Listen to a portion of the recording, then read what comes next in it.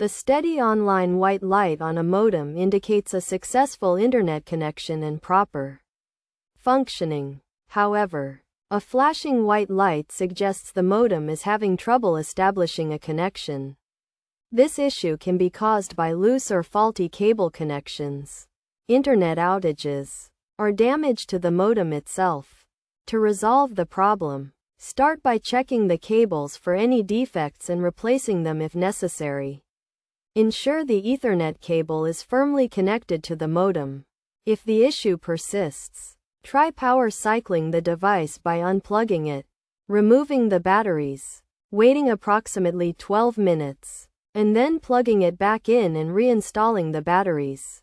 Another potential solution is to change the coax cable port by removing the coax cable from the current port and inserting it into another one, making sure it is firmly attached.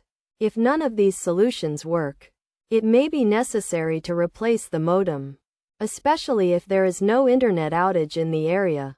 In such cases, contacting the service provider for assistance and potentially replacing the damaged modem may be the best course of action.